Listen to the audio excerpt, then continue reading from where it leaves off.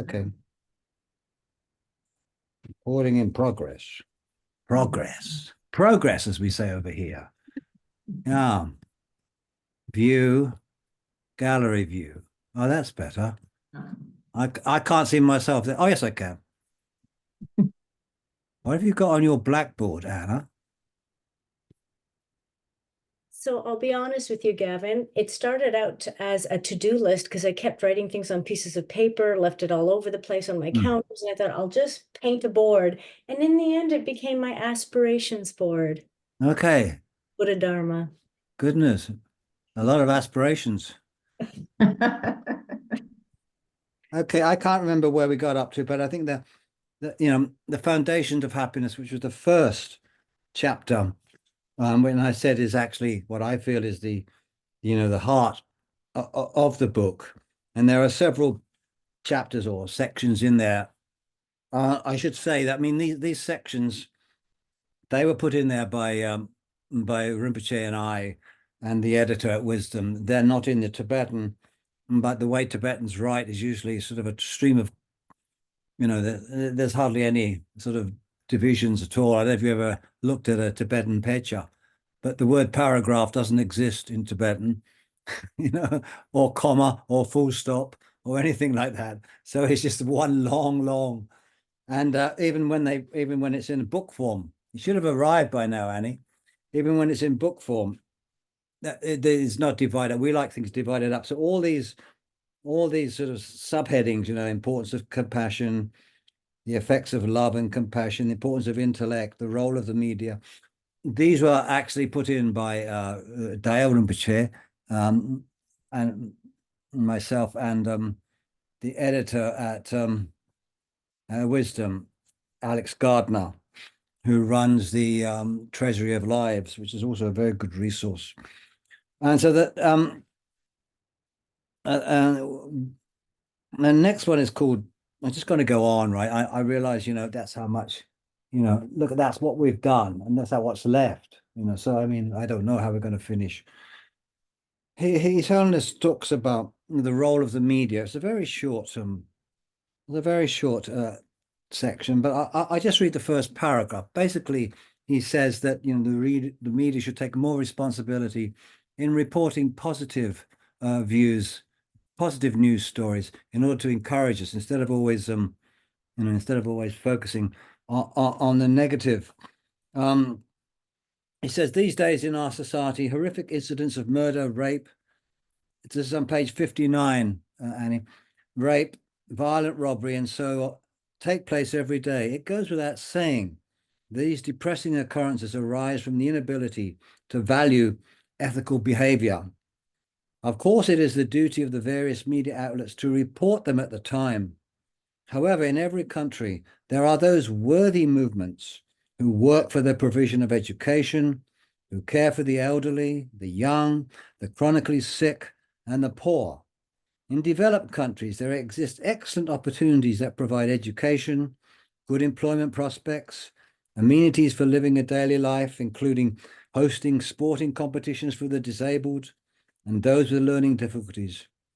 These are people and communities who do not look down upon those with adverse physical conditions, but who, with belief and respect, provide the resources for them to be able to live as equals with the rest of society. Yet widespread information on this admirable side of society for any long period of time is lacking in the media. Therefore, the media should give equal time to, and not lose the responsibility of promoting those exemplary efforts that bring out the good and reduce the bad, and which can prevent those incidents that threaten and harm the stability of society. So he's saying basically that the influence of the media can play a part in actually helping and bringing about sort of an understanding and a kind of empathy with. Also, it can inspire. If you read about the good that people do, it inspires us. And in the media, there's a saying in newspapers: "If it bleeds, it leads." In other words, bad news, if it bleeds, If it's bad news, it leads. It goes to the front of the page, front of the paper. If it bleeds, it leads. And it's almost as if bad news is what they seek out first and publish that. If you think about it, it can't totally be their fault because obviously there is an appetite. People gravitate towards bad news, I guess, and they like it. They like sort of disaster stories and so forth. So it's not a problem totally of the media. I mean, I remember once there was this guy doing a skydive, right? And it was the highest skydive. It wasn't from an airplane. I think it was some spaceship. He went up. God knows how many miles he went up. And he went up, and then he leapt out, and then he had to descend most of the way without a parachute. And only when he was at had fallen a certain amount above the ground did he open his parachute. And the danger was that the parachute wouldn't open because it was freeze or something like that. And it was beamed live, and millions watched this guy and some sort of camera on him. And as he plunged without any paragraph? No, parachute. Without any parachute, minute after minute, which seemed like an eternity. And then finally, the parachute opened. And at the time the parachute opened, the number of people who were watching reduced dramatically because they knew he was going to be safe. What they were waiting for is for the guy to die, to not be able to open his parachute, and for there to be an emergency, a crisis. But hey, it's going to be all right, not worth watching. And so if it bleeds, it leads. So Holiness talks about that. I don't know how you feel about the media, but it's genuinely true that the media has a great responsibility to. We say in this country, the media have all the power and no responsibility. They have so much power because they can influence elections, and especially if the owner is of this party or that party. And you've got Fox News and you've got CNN. We over here, we have the same kind of thing. They got so much power, but they don't have any responsibility or accountability. So Holiness is saying that maybe the media should take some kind of accountability for what they do and play their part in bringing, some kind of contribution to world peace instead of just publishing bad news. He also goes, I'm not going to read it, but he also goes on to talk about movies as well, that they also need to, he says, similarly, in some films, the portrayal of stealing, robbery, deceit, lust, killing, and bloodshed is extensive. And for many vulnerable people, this becomes a corrupting influence that can create the faulty aspiration to engage in those kinds of acts. It's possible. Yeah, I guess so.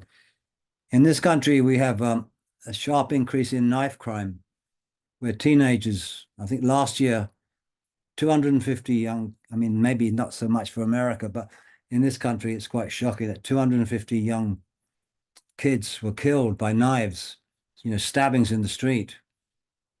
And you wonder where that comes from. Why? I remember when I was growing up in the 60s, people had knives, they weren't illegal. But no, and we'd show off our knives, but the idea of using them to stab someone never occurred to us. And something has changed, I think, in the psyche of young people, that they can so willingly stab someone through. And most of these things are like little arguments, silly arguments, or because they feel they've been disrespected, but they hold life so cheap. Something's fundamentally wrong there that needs to be put right. I don't know how you would even begin to go about doing it, but I think a lot of it has got to do with some sort of ethical, moral compass that maybe we haven't quite and maybe we're losing touch with. Anyway, so that's the media. And the next section also is called Two Ways of Apprehending I. Now, it's got, as I said before, a lot of these sections they don't always exactly adhere to the sort of main topic of foundation of compassion, and there's a lot of repetition. This one, which is on page 60, this is, for me, is a hugely important little paragraph or two, because I think it really, for me, expresses something about the Dalai Lama which makes him stand out from other lamas. And when I went to the book launch of this book in Frankfurt with Dagyab Rinpoche and Song Rinpoche and others, I had to read out something from the book, and I chose to read this. It's called Two Ways of Apprehending I. I'll read it all. I'll read it to you. It's not long. It's on page 60. There is something that important that should be explained here. To think, and this is a quote, to think, I have this constant thought of I. It is deluded and therefore must be destroyed. This is wrong thinking. So he's saying that the idea that because Buddhism talks about no self, no self, no self, therefore there is no self, there is no I. And therefore I suppress any kind of thought of I. This is completely wrong. This is to fall into a sort of nihilistic way of thinking where I don't exist and I am not here. And you know, at the best, you kind of retreat into some kind of nihilistic, non-active sort of state of being. And at worst, it can cause some mental sort of problems here. This is not what no self means. No self doesn't mean there is no I. He said, just as there are two different types of desire, there are two types of holding a sense of self. You know, in bodhicitta is described, the definition of bodhicitta is the desire to attain enlightenment for the sake of it. It's a desire. It's a desire. It's something you want to do. It's a desire. It motivates you. It is a desire, sees something admirable and goes for it. It's that goal. That's a good desire. But of course, other desires, you know, you want a brand new MacBook or a new car or something that's based upon sort of greed or something. There are two types of desire, good and bad. He says, so similarly, just as there are two types of desire, there are two kinds of holding a sense of self. One type of thinking, I, forgets the rights of others or considers them to be of little consequence, while holding self to be more important than others. Such an apprehension of I has a desire for personal gain, and thus is a strong cherishing of self. It might even have no qualms about trampling thoughtlessly over others. Even the act of killing is possible with such an attitude. This is the apprehension of I on the negative side. I'm more aware of that, of course. The other way of apprehending I is connected with a sense of self-respect or thoughtfulness for others that considers, quote, it is not right that I do not do good. It's not right that it is not right that I do not do good. Yeah. It carries the thought, in order to be of service to others, I will willingly bear the responsibility to achieve whatever task I am doing. I can do this. I will accomplish it by all means. So there's a strong sense of I there. It's not wrong. This sense of I is not wrong. It's what motivates us to become better people. To the Bodhisattva path is one of I'm going to do this. I'm going to in the prayer, you know,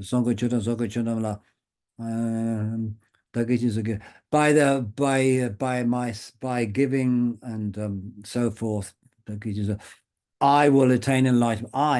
That word I in the prayer, which is duck, is the same I as in no self. It's the same word, you know, dag me, but it's completely different. It's the same word.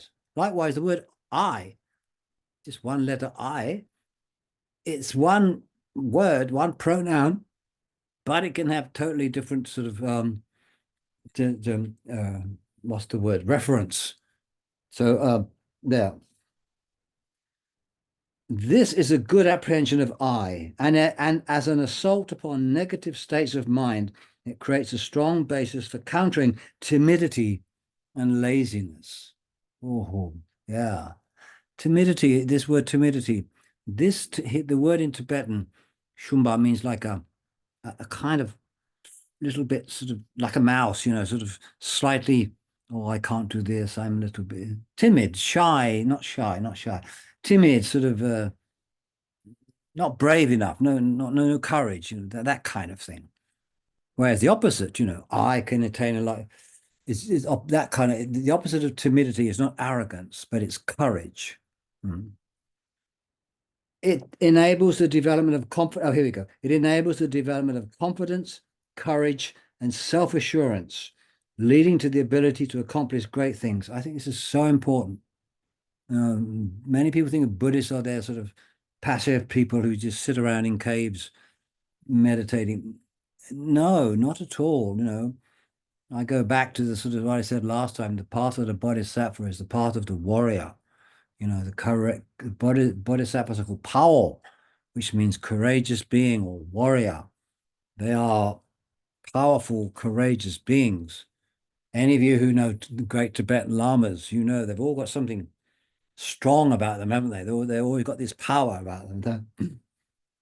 So this second way of apprehending I, this good way, is present in bodhisattvas described in Buddhist texts, and it is one that thinks, quote, I can accomplish the welfare of others, end of quote. It is not only more powerful than the former apprehension of I, but engenders a great mental fortitude in the person who has it. I think I meant this word fortitude. I can't remember what I chose it. It means courage. It means, courage, fortitude. It makes no difference whether it takes days, months, years, or eons to achieve the welfare of limitless sentient beings. The enthusiasm and courage continues to grow. Without this firm apprehension of I, such an unshakable fortitude will not arise. Important.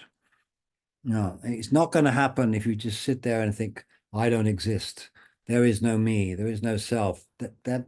No, the path of the Bodhisattva is, I'm going to do this. I'm going to do that. Very. Therefore, this good way of apprehending I is something wonderful, beneficial, meaningful, and very necessary, and is definitely to be developed. The other way of apprehending I disregards and casts away the rights of others. It deceives, it is contemptuous, it is stupid, and it is a negative apprehension of self that uses others for its own benefit. Therefore, having such an apprehension would ultimately bring misery to others and result in defeat for oneself and ongoing suffering. Likewise, now he gives other examples, not just the I, but, you know, as there are two kinds of desire, two kinds of I. He says, likewise, uncontrived humility and timidity may be similar in both being a lowering of the mind, but humility is an asset for increasing one's good qualities. Timidity, on the other hand, is a barrier. So he distinguishes between timidity, which is, I said before, is this sort of mouse-like quality of not having courage to stand up for yourself or not having the courage to do something. Whereas humility, which is, what's the Tibetan? I can't remember what the Tibetan word I used for that. But humility is the idea of not thinking. Humility is the opposite of pride. Timidity is not the opposite of pride. Timidity is the opposite of courage. Humility is the opposing force to pride. It is the state of mind that, you know, that stops you from being competitive and thinking that you're better than others. It's like in the 8 verses of the training of the mind, that verse which says, whenever I'm with people, whoever I am with, may I feel myself to be the lowest of all. This is not timidity. It's not timidity. It is humility. So it is important to, I think, to distinguish between these two. Now he goes on to something which I think is quite radical. Take being competitive, for example, being competitive, competing with others.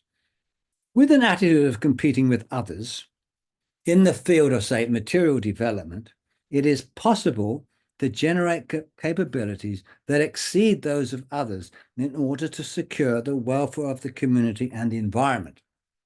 So it is okay to be competitive, to be better than others with the right motivation to help or benefit the community and society, nothing wrong with that kind of competitive attitude. Normally, we think being competitive is something to be avoided, right? You don't compete because it's pride. Well, there is a kind of a competitive negative attitude, which is pride. I'm better than you and that kind of, there is that, but there's a good sense of being competitive here, a good sense. And this is what he's talking about. We can learn from others who possess admirable qualities and with great joy make efforts to reach a level that even exceeds that of our teachers.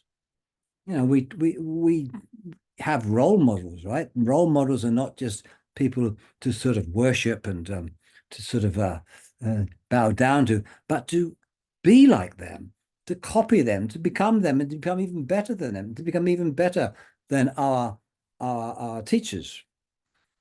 It is this kind of, this phrase I want to remember, it is this kind of intelligent, competitive spirit where there is no mutual hostility that we should develop. For example, in the Buddhist practice of going for refuge, we take the jewel of the Sangha as our example, someone we want to be like. And it is taught that we should have the competitive spirit of wanting to develop in our minds qualities similar to those who have attained the Arya level. Moreover, we should go further by striving to reach the even greater level of Buddhahood. This is an intelligent, competitive spirit, and we should try to develop something similar. I think this is extraordinary. I cannot think of any other. What he's saying is that even in the world of business or corporate world where, we kind of like look at and feel as if, I don't want anything to do with that.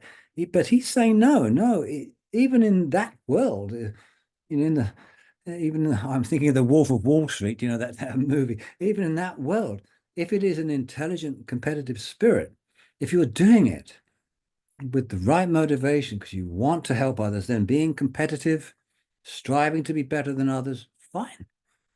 And I think, I can't think of any other Lama who would talk about this in such a way, and he's, basically sort of seeing the good in all aspects of society. That's what he does, I remember once he was talking about being on an aeroplane, and he said, I notice when I'm on a plane, all the cabin crew, they're very kind. They smile and they exude an air of wanting to help and of kindness when they're on the plane.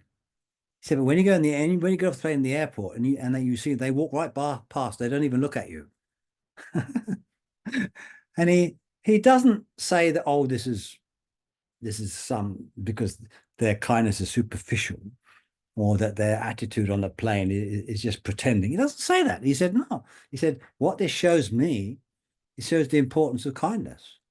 They are showing kindness on a plane because everyone knows that there are people who are nervous flyers, and it's important to engender sort of feelings of safety. So they smile, they show compassion, they're kind on a plane. And he said, this is the power of kindness. And the way he sees this, and so he looks at the world and he sees people being competitive. He doesn't say, "Oh, that's wrong." He says, "Of course, it can be wrong, but with a what's this word? Intelligent, competitive spirit, it's absolutely fine." And this shows to me this it shows the 21st century Dalai Lama, the way he looks at the world. I mean, I can't imagine any other. The possible exception of Lama Yeshe. Lama Yeshe was a bit like this, wasn't he? He was a bit like that. But I can't imagine any other lamas being that way. I remember once I was walking around, the Kora in Dharamsala, and I was chatting to this old Tibetan monk. We were talking about science. I happened to mention science. I said, Genla, do you like science? And he was carrying his pecha. And so I said, do you like science? He said, no. I stick with this. Yeah, with these scripture, with these, I stick with, so not interested. Yeah. And this is the kind of attitude I think these Holiness wants to sort of maybe not get rid of, or in the Tibetan people especially, bring out this kind of, we live in a world, we live in a globalized little village, which we call the world, and we're all connected, and we can't divide ourselves and shut ourselves off, and this doesn't matter. These people, that over there is samsara, and this is nirvana, and not like that. I just think this is very, anyway. He then goes on to talk about types of compassion. He said, affection and attachment are similar. Hang on, I must have a cup of tea. It's gone cold. Oh, no. Ah, cold tea. Affection and attachment are similar. Both are focused on others and involves feeling of closeness, right? So mother's attachment to children, bodhisattva's compassion for others. However, they differ in their results. I always talk about there being a higher and a lower compassion. One is innate and arises naturally. As he said in the first chapter, we talked about the seed of compassion is in everybody. When a woman becomes a mother, her compassion for just is innate. It's there. One is innate and arises naturally. However, this compassion can be one-sided and linked to attachment, and therefore is dependent upon the actions of others. So we have compassion for those who are close to us, but if they turn against us or do something to upset us, that compassion, can disappear. It's linked to attachment and is dependent upon the actions of others. It is a small mind that only embraces those on whom one relies, such as friends and relations. The second type of compassion takes the first type as its seed. In other words, this innate compassion that we talked about last time, that's in every single one of us, it's there as a seed. It can develop into sort of just kind of a mixture of compassion and attachment, but it can also develop into a pure compassion of the bodhisattvas, because the seed is there. The second type of compassion takes the first type as its seed, and through a wisdom that discerns and analyzes, takes great joy in continual improvement. With effort, this grows in strength. This compassion is accompanied by wisdom and is therefore limitless, because it has the power to extend to enemies and not to friends and relations. It is a mind of great embrace. The word great vehicle. Why is it great? Mahayana, great refers to the ability of the mind to encompass all sentient beings, not just the immediate family. So again, he's talking about these differences, between, timidity and humility, and intelligent competitive spirit and arrogance, desire, good desire, bad desire, and compassion too. It can have two sides. There's the compassion that is mixed with attachment, and the compassion that is the compassion of the bodhisattva. And so I think this is quite important. I think we all have compassion for. Most people have compassion.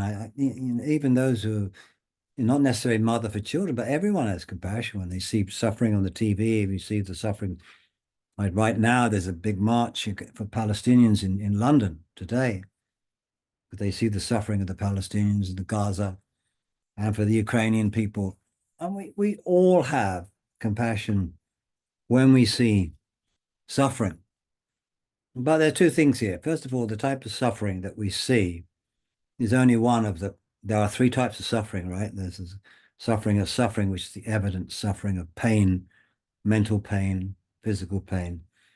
But there are two other types of suffering, aren't there? There's a suffering of change, which means that however much happiness you have in the world, it'll change. Young people become old. Summer becomes winter. flowers die. There's always change. And we see that in people. That's the kind of suffering they have. And the other kind of suffering, which is the all-pervasive suffering, is the one that means that just by being born is to suffer. This kind of, even if you have a very happy life and you're living with wealth and happiness, for which it's difficult to have compassion. In this country, people don't have compassion for the royal family. They like the royal family, they admire them, or they hate them, but you don't have compassion for them. You don't see them as beings in need of compassion. Then we say, well, I reserve my compassion for those who are suffering. But in Buddhism, that's only one type of suffering. There are two other types of suffering. There's samsara. The royal family are in samsara. Not just not just the poor people on the street, but even the royal family. King Charles is in samsara. Good man, King Charles. I like him. Good man. A little bit odd, a little bit wacky, but he's got his, he's a good friend of the Dalai Lama, and he's all right. Good man. We're the same age. Yeah. Yeah. Why royal family? Where are they? Oh yeah. Okay. So, as I said before, that second kind of compassion is limitless. It's like, I think I mentioned this before in Dharmakirti, in his Brahmanavataka, his text on epistemology, says that compassion is not like jumping. When you jump, you can train yourself in jumping. You can get higher and higher, but every time you jump, you've got to start from the ground again. But with compassion, not like that. You develop it, and it gets to a certain level, and then working on it, you can develop it again. And there's no limit. Why should there be a limit to compassion? There can be no limit. There's no limit, right? Because always there are limitless sentient beings, and the amount of compassion, which compassion means the wish to free others from suffering. That's what it means. That wish to free others from suffering can grow as strong as you want, Anyway, so yeah. It's important to know the nature of kindness and compassion and the factors that oppose them. The form of kindness and compassion for friends and relations arises mixed with attachment. Therefore, it mainly arises because of something we need for ourselves. That's true, isn't it? My family, my country, people I relate to, people who share similar. It's much easier for us to have compassion for them because somehow it's related to me. There's a me in there somewhere, I feel sorry. I feel compassion for my sons or my grandchildren or whatever, because they are something to do with me. People say family is everything, don't they? Is it? People say that family is everything, comes before everything. But I don't know. I don't think Buddhism would say that. They would talk about, yeah, but there's the human family. So therefore, it mainly arises because of something we need for ourselves and probably does not arise from our attitude of wanting to help others. This is not true compassion. True compassion does not arise from conditions built on feelings of attachment, but is a responsibility shouldered for the sake of others, built on genuine reasons. Therefore, such a true compassion, motivated by reality and benevolence towards others, will not change, even if the others are hostile. His Holiness, I remember when in 1976 I was in Ladakh, and His Holiness was giving the Kala Chakra initiation. And right in the middle of it, hello, Amy. Whoa, hey, long time. How you doing? Well, namaste, tashitale. You look well. In Ladakh in 1976. And right in the middle of the initiation, Mao Zedong died. And Tibetans heard it and they were, yeah. And His Holiness says, no, no, no, no, no. Don't be glad. Don't be glad. Rejoicing in the death of, someone just because of what he did for us. Not right. So, this idea that true compassion doesn't change even to our worst enemy. And I don't think Mao Zedong can be considered one of the Tibetans' greatest hostile forces. Yeah. So like that. And it goes on page 65.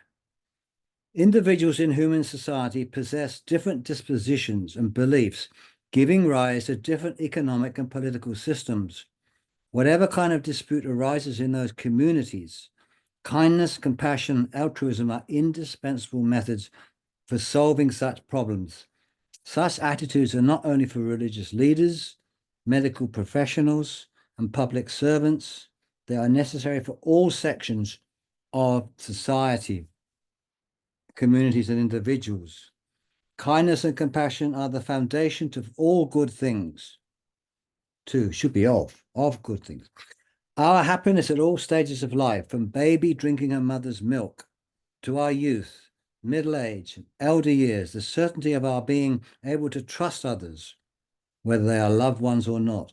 Even the development of world peace, all these depend upon the existence of kindness and compassion.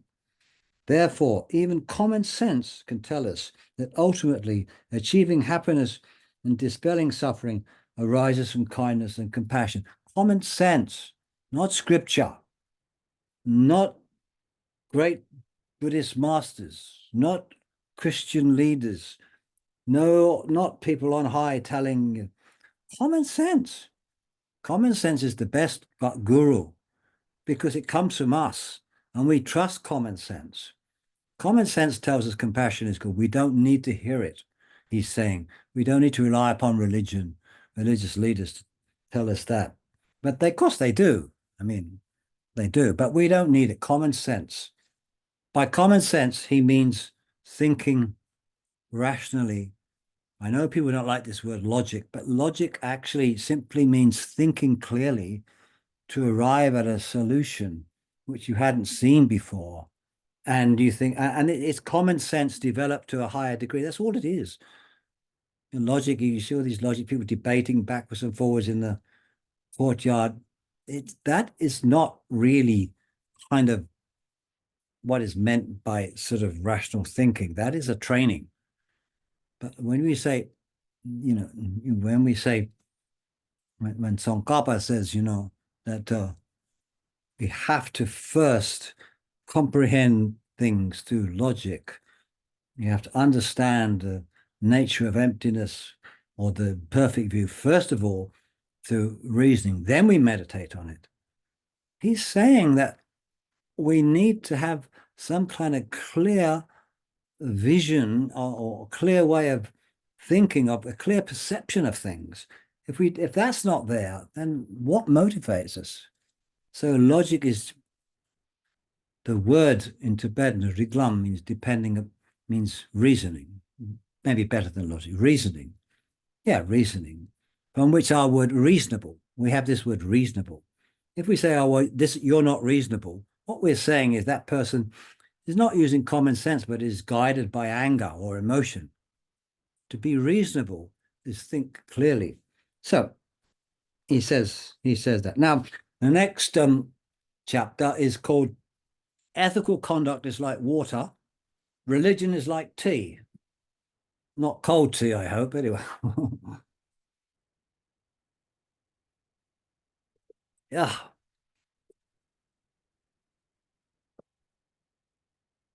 Every morning I make chai, It's fantastic. I get all these spices and I grind them up, and milk, star anise, cardamom, ginger, cinnamon, ajwain, these wonderful spices.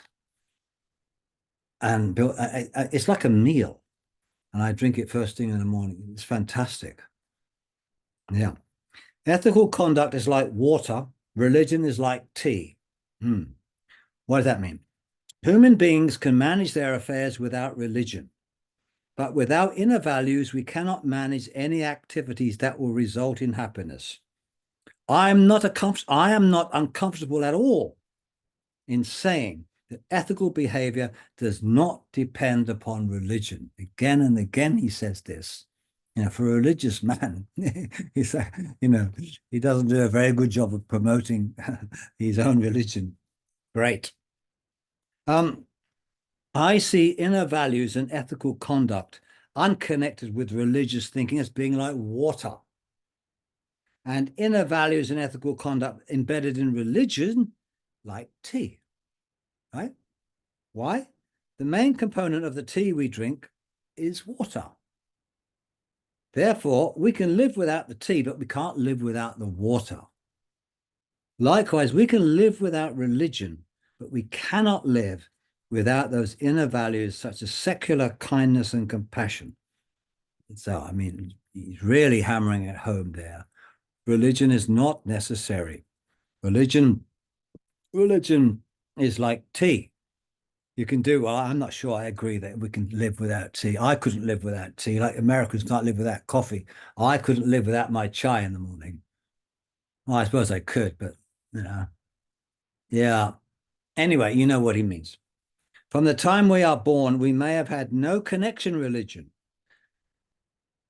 but there can be no progress from birth to adult without kindness.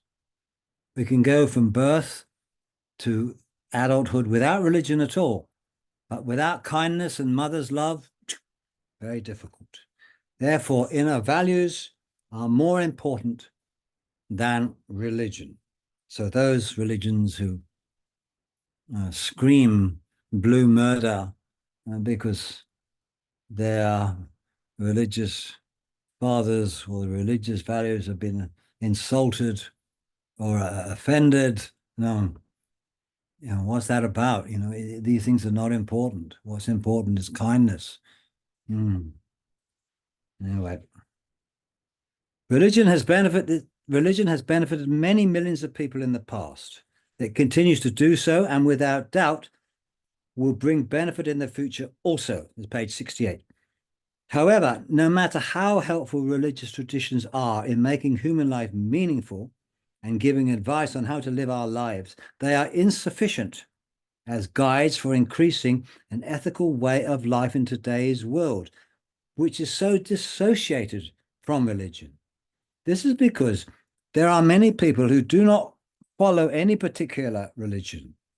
Moreover, the modes of ethical conduct embedded in any one religious tradition are suited for those of certain dispositions only and cannot possibly have universal appeal. Yeah. No religion is suitable for all, maybe for certain people, but not for all. Therefore, there can be no religion that is meaningful for all. What is more necessary is a system of secular ethics divorced from religion, which can be accepted by all, religious or not. It is important to know this. I am someone who has worn the robes, the mark of a monk, since I was a child. And it is quite possible that when I say these things, some will be astonished. Absolutely. In some of the Tibetan tradition, they certainly, when they hear some of the things His Holiness says, they are. Some of the things he says and does, quite shocking, really, to the traditional mind of the Tibetan. However, there is no contradiction here. On the basis of my religious faith, I go beyond my own tradition. On the basis of my religious faith, I go beyond my tradition. Why? Because the basis of my religious faith is to bring happiness to all beings. That's what he says. When His Holiness goes abroad, he doesn't do it to teach Buddhism. He does it to bring happiness. Which is what Buddhism is all about. The Buddha wasn't a Buddhist, was he? He wasn't a Buddhist. It's only those who follow him become Buddhists because a Buddhist is really something that only exists because there was a Buddha.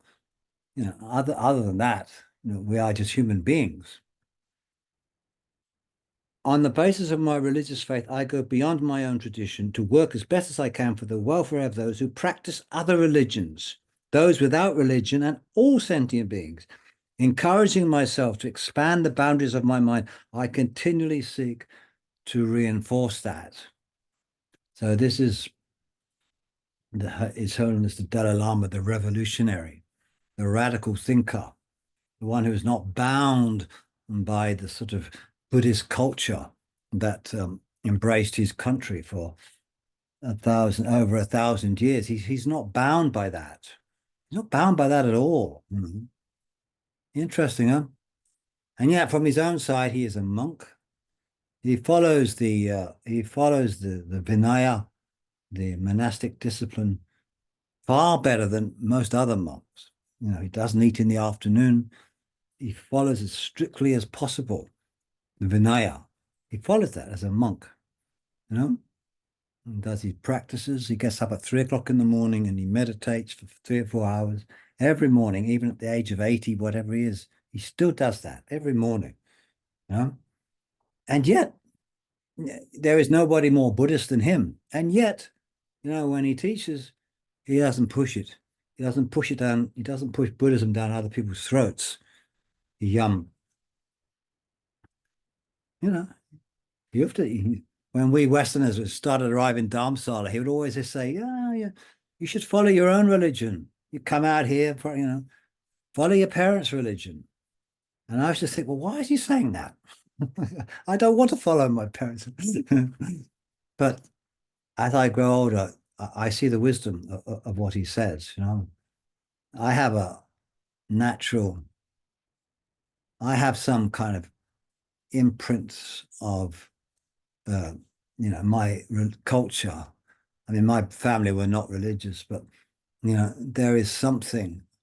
When I look inside, I can see I could quite easily become a Christian, a Catholic, I think. I like, I come from Irish family, and I can see that, and it feels natural. It's part of my culture. Tibetan Buddhist culture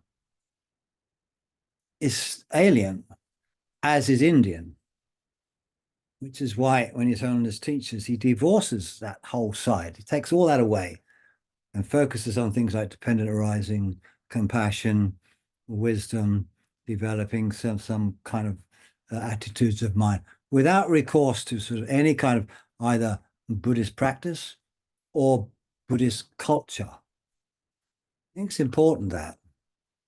Very important. And I think for many Westerners who become monks and nuns, I admire them for what they do, because it must be quite a conflict to sort of balance those two. They are Westerners, and yet they follow, there are many geishis who are Westerners now, Kasan Womo, this German nun, and quite a few.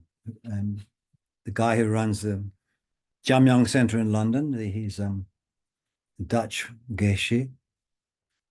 And I sometimes wonder how they balance, the Western part with the Eastern parts. I wonder. It's I think they're very, very brave, these people. Yeah. Many people in this world who find it difficult to have faith in religion find no satisfaction with material progress either. So those who seek a third way, i.e., not religious, not material, but a third way, are increasing. In discussions and interactions in many parts of the world, I regularly say that when we work to develop our intrinsic qualities of kindness and compassion for the sake of the happiness of humanity, it is not necessary to depend upon religious faith or religious philosophies, but a third way is definitely needed. And then there's another section called protecting the environment, which he doesn't dissociate from practice. There is no need to state why we need happiness. It is evident to everyone, and it is very clear that to achieve that goal, we must also protect the natural environment. The subtle phenomena of the external world all exist in mutual dependence. On the earth where we live, the oceans, clouds, forests, sun, moon, and other planetary bodies all exist through the potential of a subtle independence. The world is as a container, and its inhabitants as the contents. The Tibetan has this term, nurture, which when they talk about the world, the nur means vessel, like a cup or something, and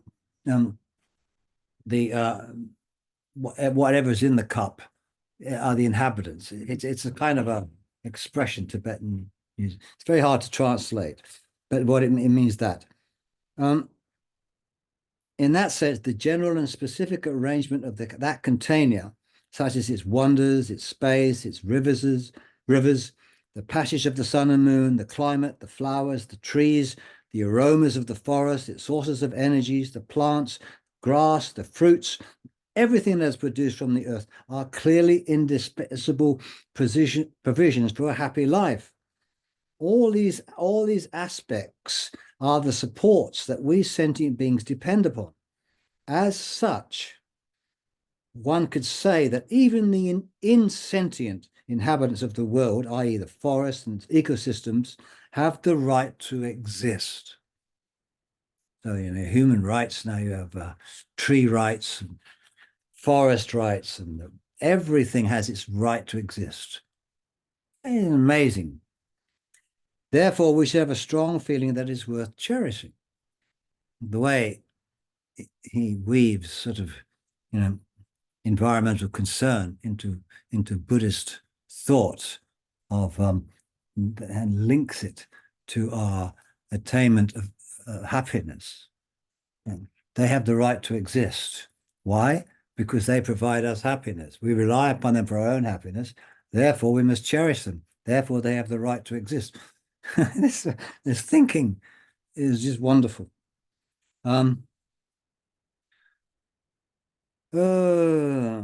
Okay. I want to finish this section. We've nearly finished. Yeah.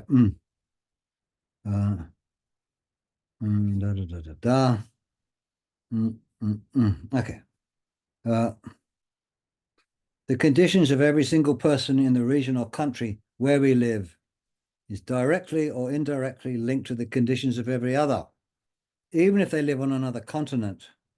Religious, cultural, political, and economic communities are also intimately linked. The concept of us and them is not important.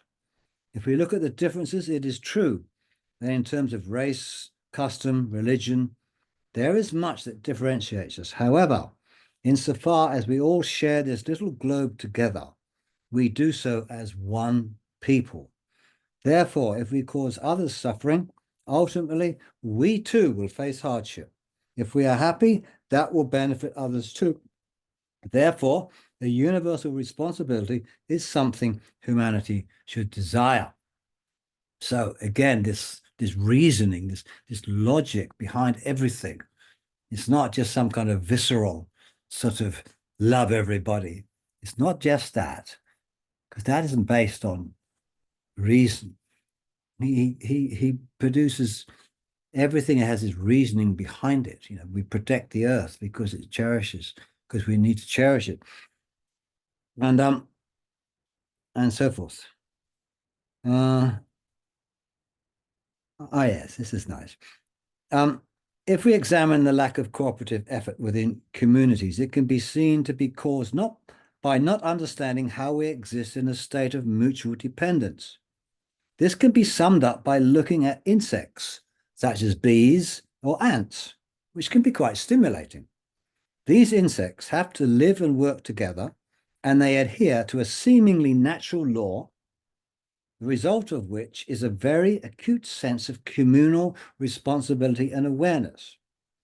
They lack the restraints of any formalized constitution, a system of law and order, organized control, or religion, and yet instinctively they engage tirelessly in a cooperative effort in order to live together in harmony. We can all see this.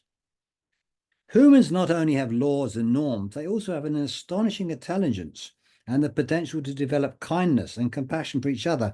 Nevertheless, in terms of communal behavior, we lag behind these little creatures. This makes me very sad.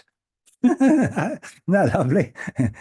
Well, ants are better than us, because they are. I mean, it's the way he's, of course, you can, everything that he says, you can always look at other sides and say, oh, yeah, but ants, they kill and they're not very nice. But that isn't the point. The point is that one's perspective on life should be chosen on the basis of whether or not it is beneficial. To see, like the way you see the cabin crew on aircraft, or the way later on he talks about meeting Christian priests and how he admires their view, the way he sees ants and bees, everything is a lesson, everything is a teaching, everything has a way, a perspective from which we can benefit. It's just amazing the way how he does this again and again. Later on he talks about how I can't remember what it was. We'll get to that.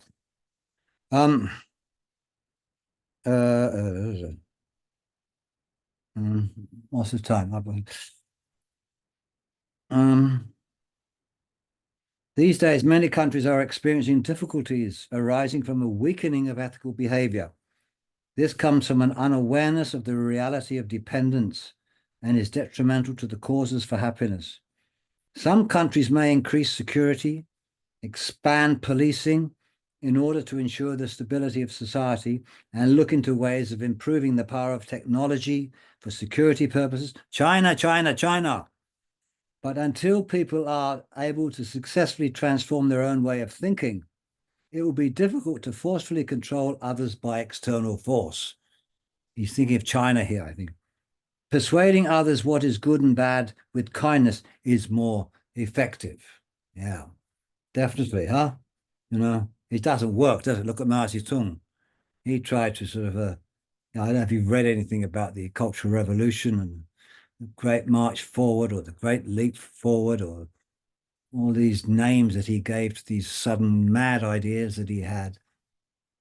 Something like, I think he said 45 million, millions of people died from starvation under Mao Zedong. And all the while, if you read all the while, the people couldn't stand it, but they were terrified. Because if they did anything, there were these spies and, the Red Guards, who were these 17-year-old kids brainwashed into sort of looking and punishing people. If they stepped out of line, they were terrified. People were not persuaded by force. Now look at China. Now look at it. No, it shows, poor Mao Zedong must be turning in his grave. Well, good for him. Anyway, that's the end of that chapter. And the next chapter is called Religion, and basically deals with His Holiness's dealings with other religion, interfaith harmony, faith based upon, these are the headings: faith based upon reason, no religion is the best, the essence of religion, religion in society, responsibility of society, believers and non-believers. It's quite a long section. Quality. Then he goes on to science, which is the third chapter. That's quite long too. And that speaks a lot about quite scientific, how the relationship, the understanding of consciousness, conceptual cognition, sensory cognition, goes into the kind of philosophy, or the kind of the logic, the science of cognition, as seen by science, who believe that everything comes from the brain or neurons, and Buddhism, who believe that everything arises from previous consciousness. And it talks a lot about that. I don't know if we're not going to finish this, but anyone got any questions? Gavin, I had, I guess, a general question is, when you were working on this book, did it change how you practice?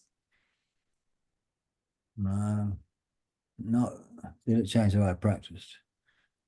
I don't know. I can't think of that, dear. I can't remember. I mean, it wasn't really. I mean, a lot of this I knew from before, having listened to His Holiness over many years. But what I think it did, as I grow older, in one sense, I'm not so blindly devoted to the Tibetan tradition as I used to be. I'm not more. I don't go like this, so much. And I like arguing. I'm quite happy to argue with some geshe. There was an ex-monk who you may know called George Dreyfus. You know George, yeah? Yes, yeah. When he was a monk, he was called Sangye Sandup. And we were both together at the Buddhist dialectic school, and he would always come round on a Sunday for tea. I always remember that. He never took his shoes off. He'd come in, no matter what the weather was, he'd chomp in and he'd leave his dirty footprints all over but we never said anything to him. He was very outspoken, a brilliant mind, first-class Tibetan speaker, great geshe, of course.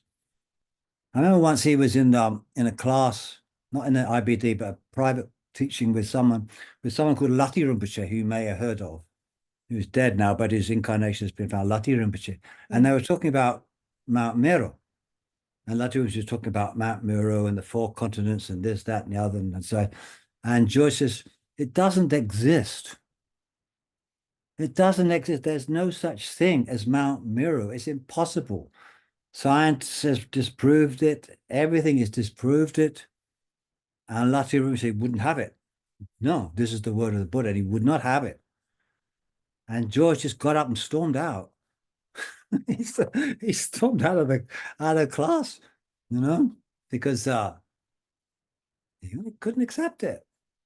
No, I'm not quite as bad as that. I'm not quite that. But I think when what His Holiness does when you listen to him, it gives you confidence in your own culture that you don't have to become a kind of sort of blind faith Buddhist, bowing down to everybody. No, His Holiness says, doesn't he? Even the Buddha himself said you should check my words as you check gold. I mean, even the Buddha gives us permission to check everything. And he says if science, he says in this book, if science can prove categorically that a particular Buddhist concept or tenet is wrong, then we must discard that concept, that tenet. And I think, I have a kind of skeptical mind, and I know some don't and some do, and it's different people are different, but I think he and this, going through this book, it kind of gave me confidence to think for myself. I think you have to think. I cannot. There's expression in Buddhism. This is Rani Semni, Rangi Gun. Rani Rani Gun. Rang Ni Rangi Gun. You are your own protector. Rang, Gun, Gunbo means protector or guide. Rang Ni Rangi Gun. You are your own protector. This means that ultimately it comes down to what we feel, not what we feel. Ultimately it comes down to we have one life. Okay, we have other lives, but this life is, it's short. It's 70, 80 years bus and finish. In that time, that's all we've got, to get it right, to work something out. We can't just go around copying bits in here and taking there like some kind of supermarket, We have to sort of stand on our own 2 feet. And if we find something about Tibetan Buddhism that doesn't stack up, then yeah, fine. You need the confidence, and that's why reason is so important, you know, thinking. So I find that you know, he of all the lamas gives me confidence and confidence to think for myself, which is not easy, right? Mhm. Especially when you're told you're going to go to hell if you disparage anybody. You're going to go to hell if you do hell to do, you know, and you think, oh my, I don't want to go to hell, therefore I'll just bow down. You know, it's not easy in the Buddhist world when you're threatened with you know, the fires of hell. And His Holiness says in this book, he says, you know, we shouldn't scare people with Buddhism. Scare people.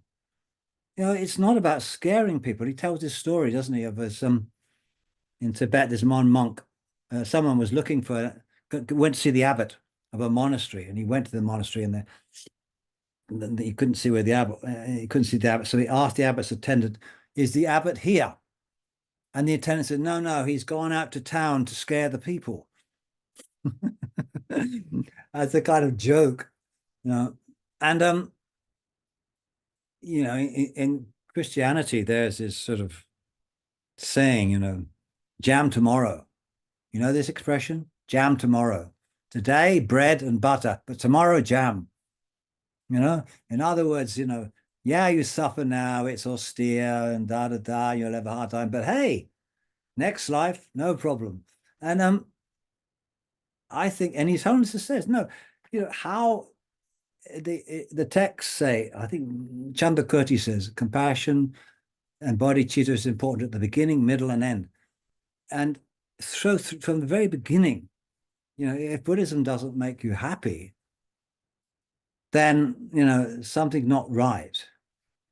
I mean, I remember in Geshe in Istituto Lama Tsongkhapa in Italy, and people were studying, you know, the 4-year basic course, or what's the other one course? Advanced, what was it called?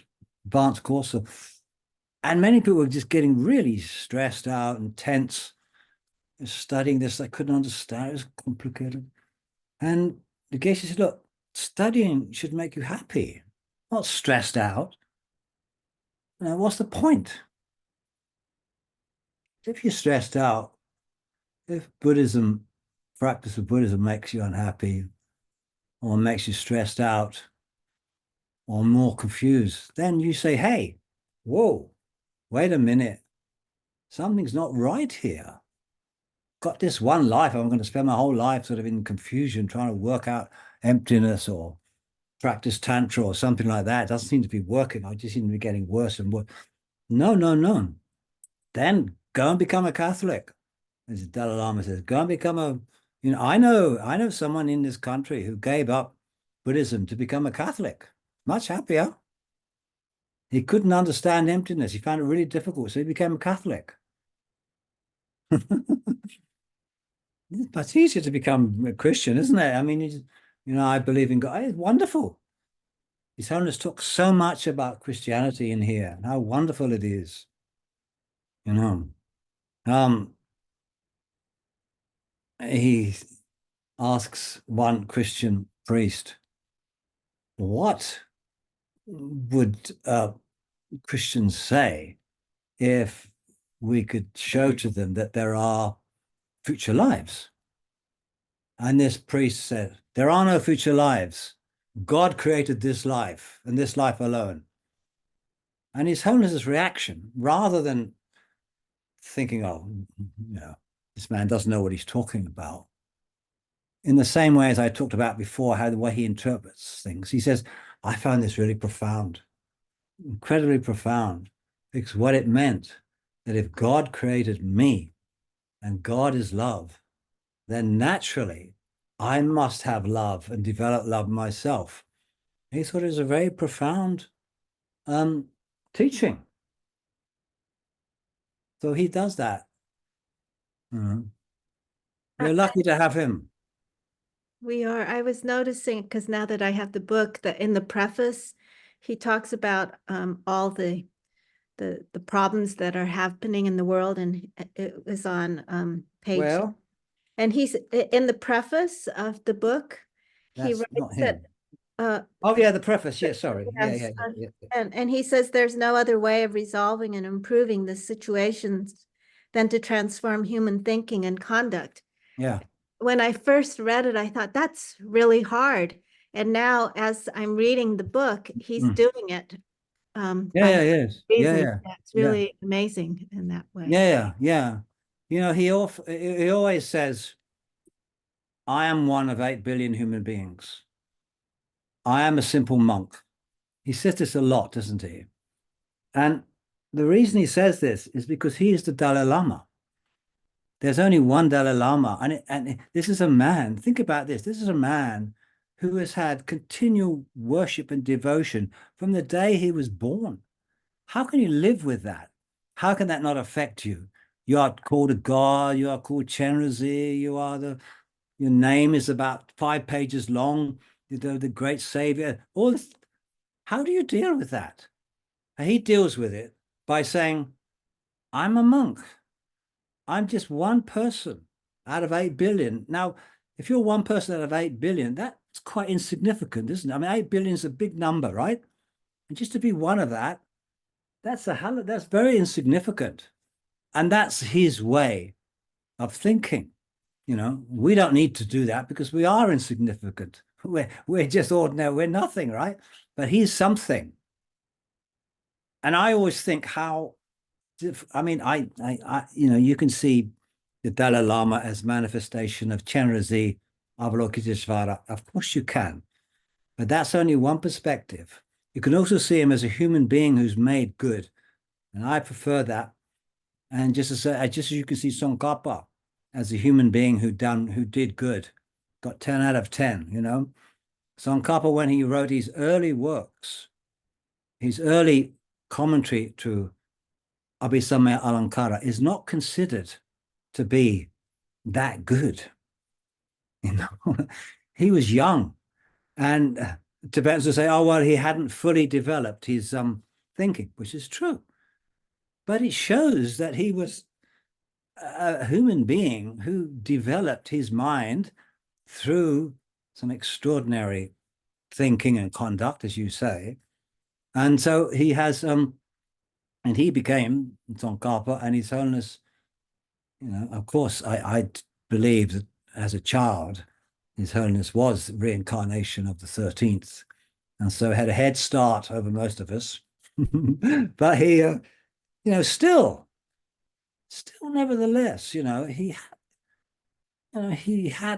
has had problems in his life, and he's dealt with them, I think, in a wonderful way, you know. The good man. A good man. Yeah. But, you know, we are Westerners. We are not Tibetan. No. His Holiness says, you know, when Westerners go to teachings, they've always got notebooks and they write and take everything. But you Tibetans, you just gossip to each other. So the Westerners are very good. You know, they take notes, they listen and they talk about it. But Tibetans, you just sleep.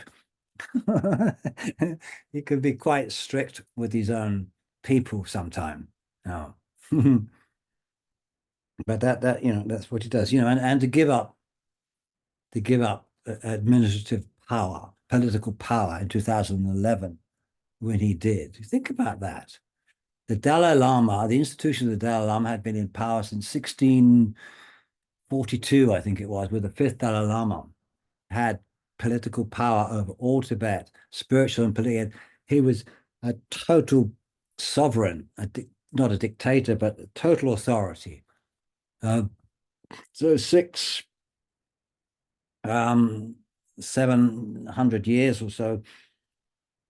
And then one day he gives it all up. He gives it all up. Why? Because we live in a society where democracy is the way to go. And so he gave it up. He just gave it up. I mean, you know, and much to I can imagine what Tibetans thought about it, you know, my goodness, you know, what's he done now? He's given up political power. No, now we have a Sikon. which translate, I don't know how you translate Sikong. It's like prime minister or not president, or I don't know. So you have these now Tibetans have embraced democracy. And my God, I mean, the Kampa, Lhasa, boom, boom, boom, I'm a Kampa, this is they go in the same kind of thing. They get into just like us. Oh. Anyway, yeah,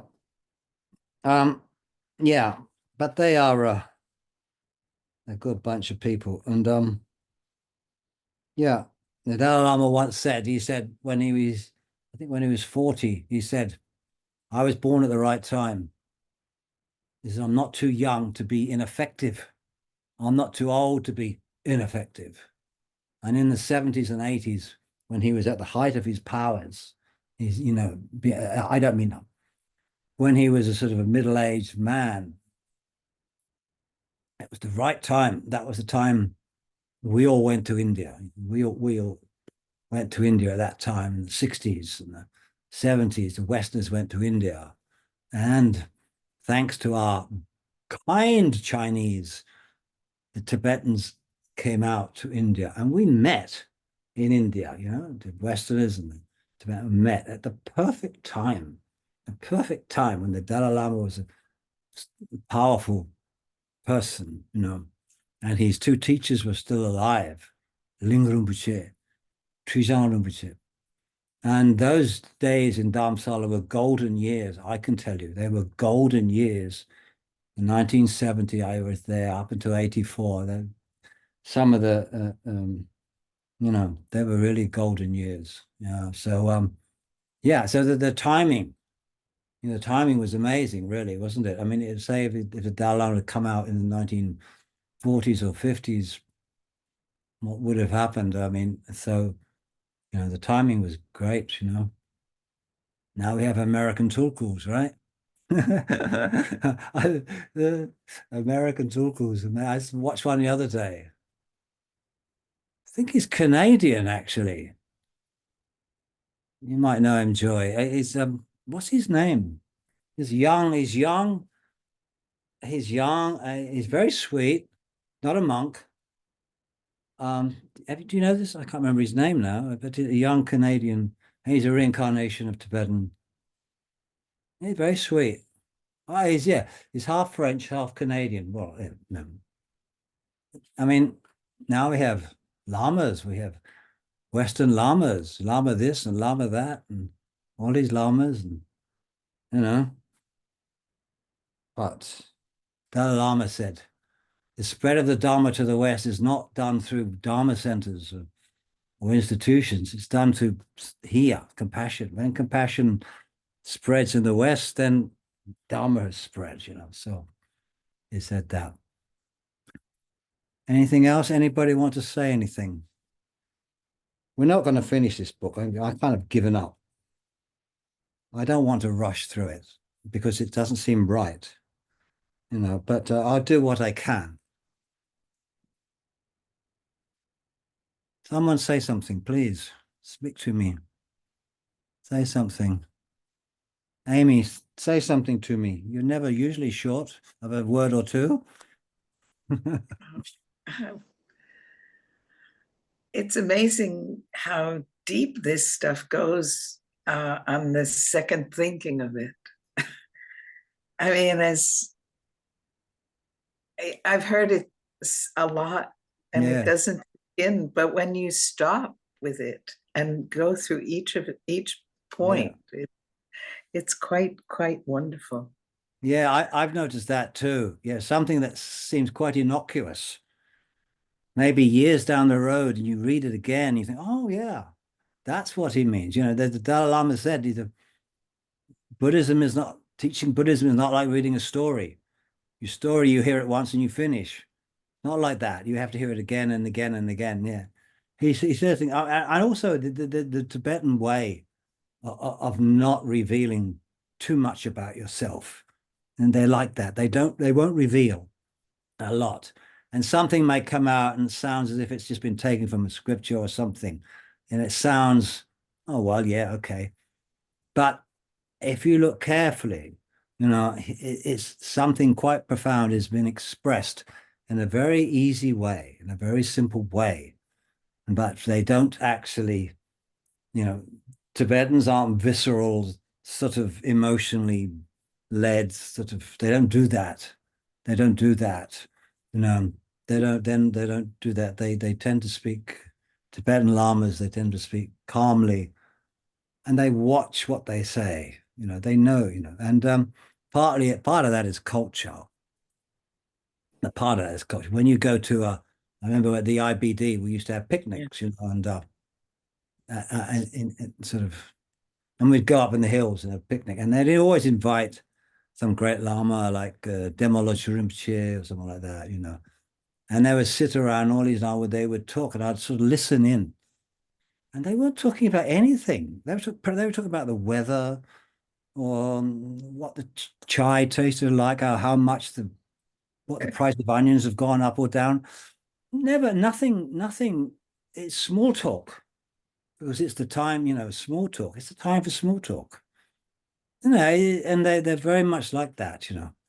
They don't start talking about emptiness or deities or anything like that. Did any of you know Geshe Damdul, who died recently? Did you know him? We were classmates. You know the story. You almost know the story. At Sarasti Abbey, he went out for a walk, and somehow or other he fell into the pond. And my feeling was that he was trying to rescue some insect in the river and the pond, and he fell in, and Tibetans can't swim. You know that none of them swim. And he died that way. I mean, but he was he was a great friend.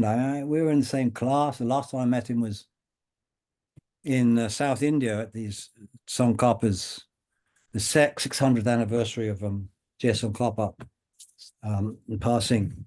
And at that time, I think he was still in Atlanta, in Georgia, and then he moved up to Washington. Washington, isn't it? Sarasti Abbey. But I mean, you know, what a shock. You know, what a shock for such a, I mean, he was only 16. Very sad, really, you know. So, yeah, I don't know why. I mean, it was, yeah, I mean, I know in Dharamsala they were doing lots of prayers and pujas for him before he died and after he died, and there were a lot of mohs being done about him, you know, and but yeah, it was very sad, very sad. Yeah, shouldn't finish on a sad note, should we? Finish on a happy note. Anyone got anything happy to say? What should you say? I feel thoroughly inspired by this book, and you're teaching it. It is a great book. It really is a great book. And you're being able to talk about it. And yeah, I don't talk much, you see. I mean, I don't get out much. I stay at home. I talk to myself a lot, loads. And but I'm usually sort of typing away. Right now I'm translating stuff on Kala Chakra.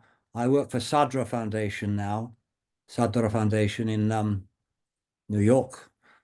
And so I'm doing a sort of Jamgon Controls, treasury of instructions, and lots of stuff about Kala Chakra and the completion stage, the 6 yogas. And so I get lost in that. I'm doing another book for Jimba on advice. It's a book on, it's got about 200 or 300 short texts, all advice and songs.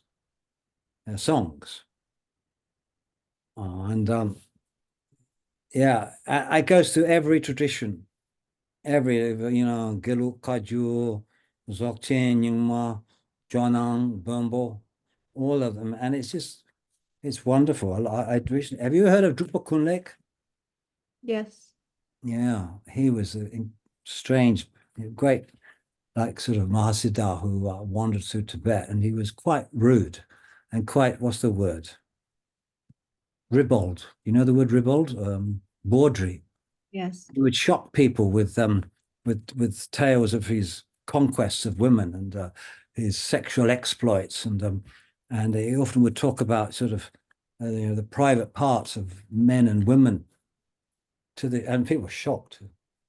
And so I did the song of his, and he said stuff like that, and I was, there's one line, and he referred to the man's penis, a penis of a lama. But he didn't use the word penis. He used the word body part. And it said thick body part. And I thought, how am I going to translate this? And I kept thinking, what can I do? How am I going to translate that? I can't say that. But, you've got to maintain the sort of, on one hand, he's very blunt. So, and I hadn't really come across him before, but then I got a hold of Keith Dowman's book, The Divine Madman, who, and if you ever read that, I mean, it's amazing. One thing he did was quite famous story. He met up with Shakyapandita.